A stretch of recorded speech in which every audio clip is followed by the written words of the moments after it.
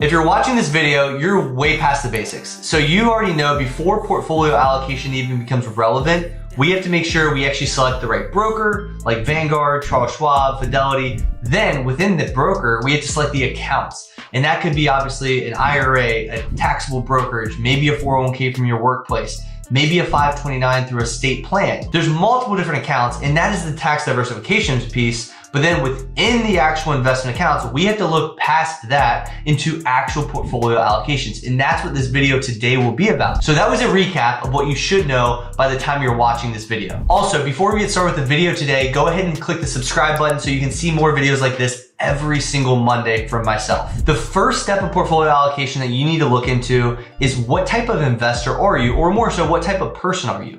Are you risk neutral? Are you risk seeking? Are you risk averse? Where on the spectrum do you lie? And that's a very easy question to answer, but you have to get honest with yourself. If you're rudely confronted by a stranger in public, how do you respond? If your boss calls you out in a meeting in front of 100 people, how do you respond? If someone flips you off, do you get road rage? Do you just kind of go on with your day, or is there more to it? So think of those first, and that's the type of person you are. That's how you respond in heat of the moment types of situations. But we also want to look at money situations specifically. Let's say you lose the $30,000, but on top of that, there's recessions, there's people at work talking about it, there's your brother-in-law at Thanksgiving talking about how the market's going to end, how the world's going to end. How do you actually respond in those situations? Remember, everyone says they want an aggressive portfolio until it gets really aggressive. Then they jump off the roller coaster, and that's one of the worst ways to invest, and also will hold you back your entire life. So we have to understand the basics of this before we go to the next level. Once you think through that, our second step is to understand each account goal separately. For example, if you have a 529 and your child's 5 years old, they have 13 years until they go to college. That's a lot different than you holding a 401k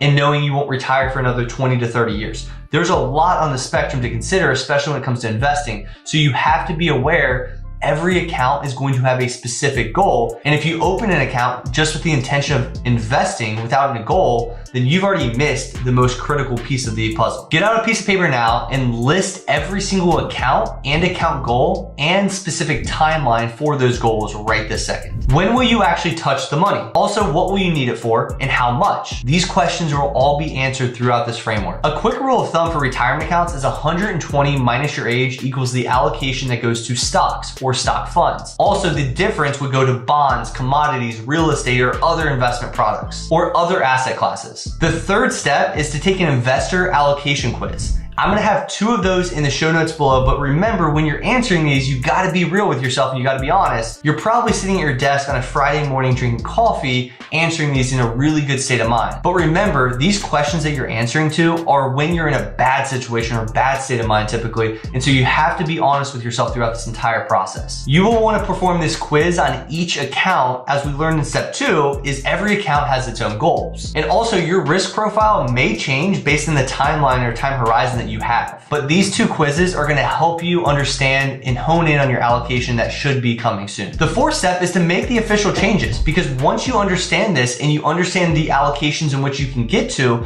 now we just gotta go do it, and then we wanna monitor on an ongoing basis. But a lot of people don't take the required steps to succeed. They listen to these videos for fun, and they don't actually make any progress, and then it's a waste of time. Don't do that. And remember, every year that passes, your risk and your time horizon are changing actively. Not to mention your goals could change, your life mission could change, so many things can change, but at the same time, we want to keep our consistent portfolio running and optimized at every single second of the time. So while this isn't necessarily a forever portfolio, this isn't something you're changing every couple months. We're changing this maybe once a year, and when I say change, we're rebalancing. And rebalancing is just making sure your allocations are where they should be, because as the market plays out, as you know, things go different ways and your portfolio allocations could get out of whack a little bit. And if you're changing your portfolio every time the president sneezes or the market goes up or down, you don't have a plan and you need to listen to this video once again. We can also divide asset allocation models into 3 primary groups: income portfolio, balanced portfolio, and growth portfolio. An income portfolio is 70 to 100% in bonds. A balanced portfolio is 40 to 60% in stocks. A growth growth portfolio is 70 to 100% in stocks. And you also may be thinking, what if I was extreme and went all in on one asset class? Well, I'll tell you exactly what would happen. And from 1926 to 2018, Vanguard did a really cool study, and I'm gonna share exactly what happened. If you were 100% bond portfolio from that time period, you would return 5.3%. Its best year was 1982, where it experienced a 32.1% return. But in 1969, it had its worst year, and it was negative 8.1%. And of the 93 years that they studied, 100% bond portfolio had a down year in 14 of the 93 years. At the other extreme, if you were 100% stocks, you had a return of 10.1%. Its best year was 1933 with a 54% return. But just 2 years before that, it was the Great Depression era, and it lost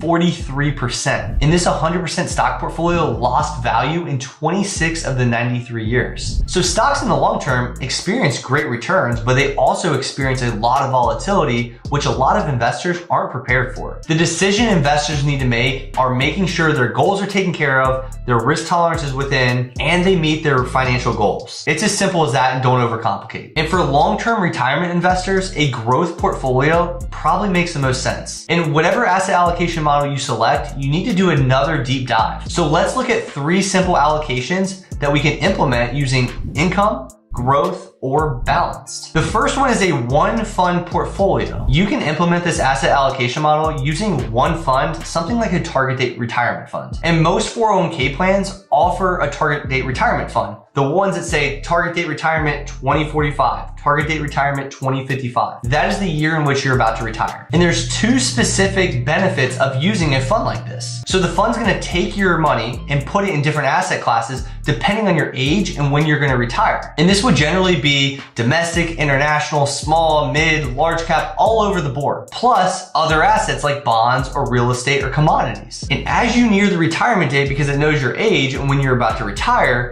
now we're gonna get less and less risky to make sure that you're able to control and handle the volatility. So for example, an investor that wants to plan to retire in 35 years might use a target date retirement 2055 fund, something like VFFVX. And as they get closer to 2055, their bond allocation will increase and their stock allocation will decrease. But keep these 3 things in mind. Target date funds can be expensive with their fees. Target date funds might not be suitable for a taxable brokerage account. And there's no requirement to invest in a target date fund that is actually your retirement year. That's your choice. But if you like more control over your portfolio, maybe consider a 2-fund portfolio. For example, you could put your money in like a total world stock market index and have international and domestic companies with that exposure. You could then put the remaining portion in a total bond index fund like VBTLX. This portfolio is extremely easy and it's simple to implement. And you might not think there's enough diversification because there's only 2 funds, but the first fund covers 8,400 stocks,